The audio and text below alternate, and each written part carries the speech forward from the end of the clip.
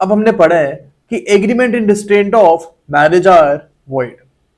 कोई भी आप एग्रीमेंट करते हो कि हम मैरिज नहीं करेंगे, ये एग्रीमेंट वॉइड एग्रीमेंट होगा, because marriage is a pious obligation.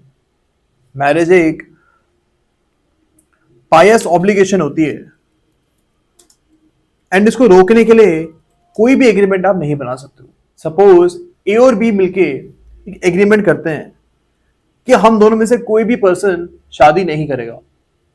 अब आगे जाके फॉर एग्जाम्पल ए शादी कर लेती है, देन इन दिस केस जो ए शादी कर रही है it will not be void, शादी वैलिड होगी एंड जो ए और बी के बीच में कॉन्ट्रैक्ट था वो कॉन्ट्रैक्ट वॉइड कॉन्ट्रैक्ट माना जाएगा, because that was a contract in restraint of marriage. अब यहां पे हमारे सामने राव रानी का केस आता है।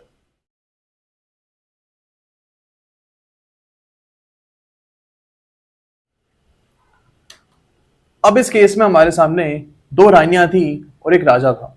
यहाँ पे जो दो रानियां थी इन्होंने आपस में एक कॉन्ट्रैक्ट किया था कि अगर हम दोनों में से कोई भी पर्सन राजा के डेथ पे री मैरिज करेगा then that person will not get the property of Raja.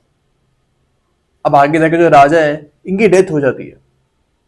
अब हमको पता है कि दोनों रानियों के बीच में कॉन्ट्रैक्ट था कि राजा के डेथ के बाद कोई भी रानी री मैरिज करेगी तो यहाँ पे उस रानी को राजा की प्रॉपर्टी नहीं मिलेगी।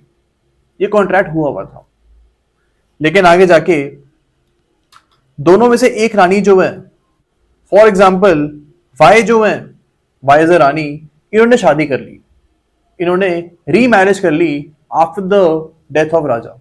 वाई यहाँ पे एलेज करती है that agreements in restraint of marriage are void, यानी एक्स और वाई के बीच में जो एग्रीमेंट हुआ था, जो कॉन्ट्रैक्ट हुआ था, ये वॉइड कॉन्ट्रैक्ट है।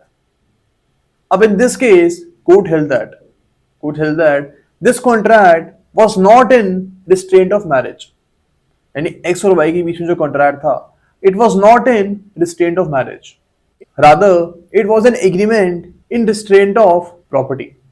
यहां पे आपको मैरिज करने से बाहर नहीं किया जा रहा है, बल्कि आपको ये बोला जा रहा है कि दोबारा से आप शादी करोगे तो you will not get the property.